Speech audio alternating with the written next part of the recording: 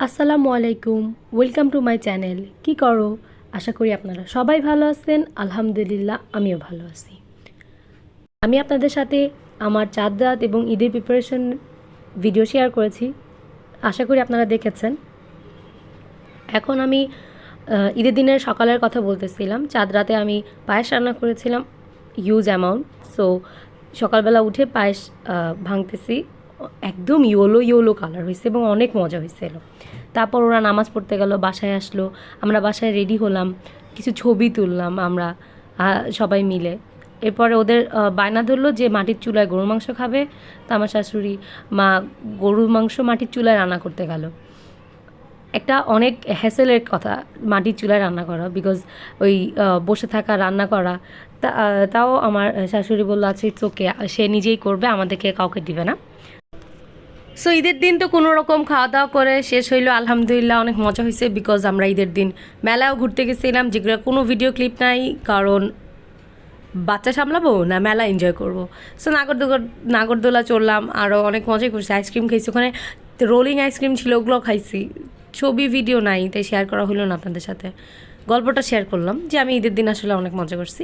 আমাদের মেনলি ঈদের দ্বিতীয় দিনের প্রোগ্রাম, সেটা হলো আমার শ্বশুর আব্বা, ওখানকার যত আত্মীয় স্বজন আছে মোটামুটি 60 জন থেকে 80 জনের মতো। তো ওদের সবাইকে দাওয়াত দিচ্ছে, ঈদের দ্বিতীয় দিন দাওয়াত আমরা খাওয়াবো। আমার শাশুড়ি মা ওখানে থাকে না, তো মা বাবা না থাকার কারণে বাড়িটা খালিই থাকে। একজন আত্মীয় আছে, তার কাছে দেওয়া আসা চাবি, সে একটু টেক কেয়ার করে মাঝে মধ্যে। তো ওখানে যে আমরা সব গুছায় ঢাকা থেকে নিয়ে যে প্রোগ্রাম, সেটা হলো আত্মীয় স্বজন আসবে। তো বাবাকে বললাম আমরা মানুষ দিয়ে রান্না করাই। তো বাবা বললো না, তোমার হাতের রান্নাই মজা অনেক, তুমিই রান্না করো।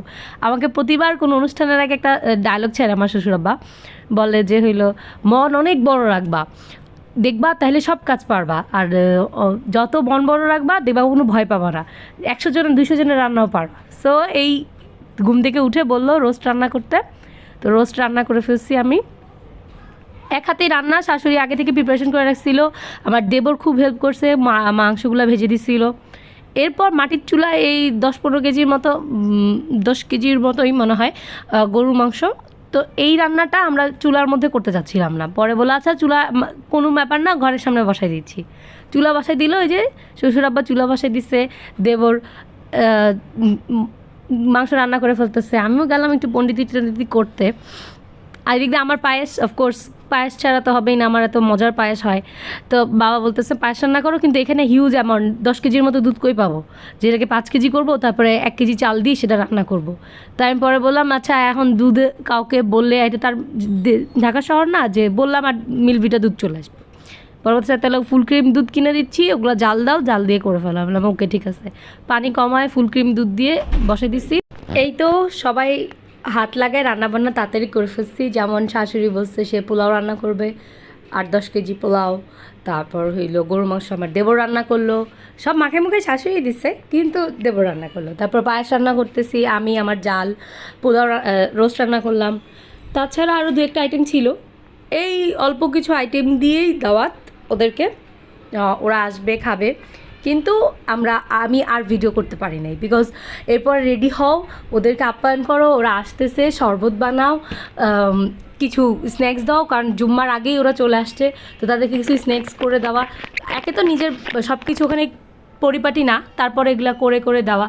সো এই জন সেই জন্য, আর ওখানে গ্রামের সবাই আমাদেরকে অনেক হেল্প করছে, কারণ নিজেরা না থাকলে অনেক কিছুরই অভাব হয়, হোক একটা চামচেরই মন্দ কি। কিন্তু ওখানকার তো মোটামুটি সবাই শ্বশুর আর শাশুড়ি, বয়স কম, তাও ওরা অনেক হেল্প করছে। সবাইকে থ্যাঙ্কস এত হেল্প করার জন্য, আর আল্লাহকে সবার আগে থ্যাঙ্কস যে সব কিছু শেষ করে আলহামদুলিল্লাহ আবার ঢাকায় ফেরত চলে আসছি। তো আসার আগের দিন রাতের বেলা বললাম আবার তারাবাতি ফুটাবো, তো তারাবাতি আনছে, তারাবাতি জ্বালালাম আমি, আমার জাল, আমার হাজব্যান্ড, আমরা মিলে। আর কেউ ওরা জ্বালাবে না, ওদের এগুলো মন চায় না, তো আমরা 3 জনই জ্বালাইছি। তারপর কি, আর যেদিন চলে আসবো সেদিনের কিছু ছবি তুলছি, আমি আমার মেয়ে একই রকম জামা বানিয়েছিলাম। এটা হলো যেদিন অনুষ্ঠান সেদিনকার কিছু ক্লিপ, ওরকম করে ঘুমটা টুমটা দিয়েছিলাম। এই তো এখন ঢাকায় চলে আসলাম, ঈদ শেষ, আনন্দ শেষ, আলহামদুলিল্লাহ অনেক ভালো গেল দিন আল্লাহর রহমতে। সবাই আমার ভিডিওকে লাইক দিয়েন, কমেন্ট করেন কেমন লাগলো, আর সবাই ভালো থাকেন এই দোয়া করি। আসসালামু আলাইকুম, আল্লাহ হাফেজ।